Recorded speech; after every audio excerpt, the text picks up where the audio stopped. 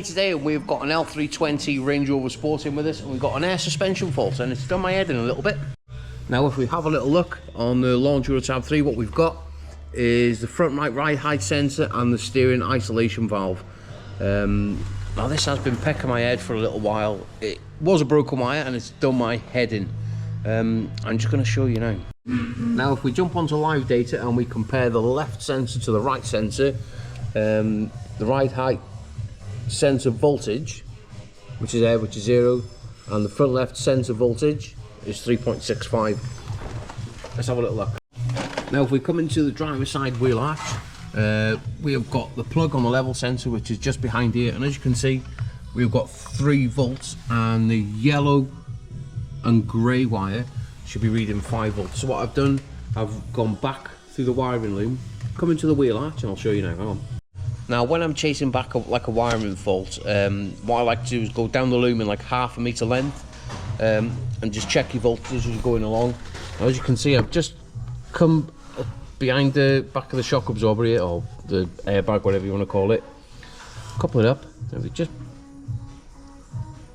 pinch into the wire there. We've got 2.8 volts, and if we go a little bit further along to by here, we have got, I can't see it, bloody eyes are shocking. You can see there now on the yellow and grey wire, we have got 4.9 volts. So we know that between there and there, we've got a break. So what I did, pull back the conduit off the wiring loom, and we've found some green crusty wires.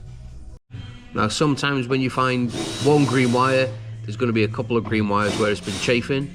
Now if we have a little look, if we go back to our fault code, steering isolation valve, if we go back to our wiring loom now, we trace the red and black wires which are in that piece of loom, it goes straight back to that isolator valve. So let's crack on and get them repaired. Now how we're going to repair this, we're going to cut a good section of wiring out, and we're going to replace each wire individually, so we're not getting anything mixed up. Even though they are colour coded, I have seen it before now where it's had a repair and people have got the wires mixed up. But always when you're repairing them, do each wire at a time. And that is the one wire repaired. I've soldered it and I've shrink wrapped it as well. Now I thought there was 3 wires gone, but there's only 2 that's failed. So what I'm going to do a little bit of a time lapse of me repairing this one here.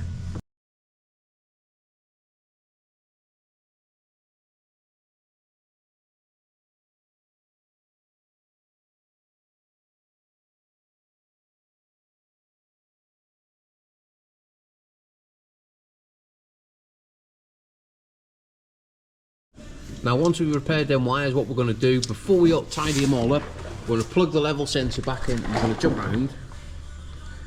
We're going to read the fault codes. They're all intermittent now, so we're going to clear them down. And now that we're happy that we've got no fault codes whatsoever, we can go ahead and we can secure all that wiring, and we're going to wrap it up in, where's it gone? Some proper loom tape. Anyway, let's make it tidy. And there you have it, that now is all back together. I put some fresh conduit on it.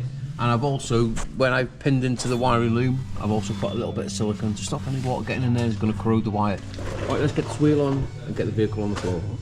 Now we're in the car, we've got it on the floor, we've got it started, we've got no fault codes whatsoever. Where's the light switch? There you go, no fault codes whatsoever.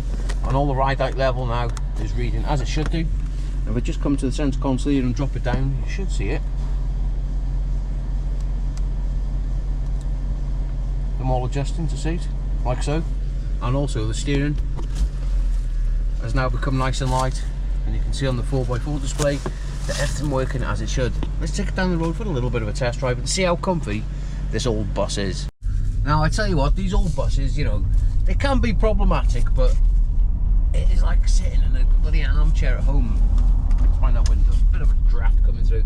But yeah, everything seems to be working out as it should. We've got no faults on the dashboard. So anyway, that's a successful repair of an air suspension on an L320. Anyway, let's get it set.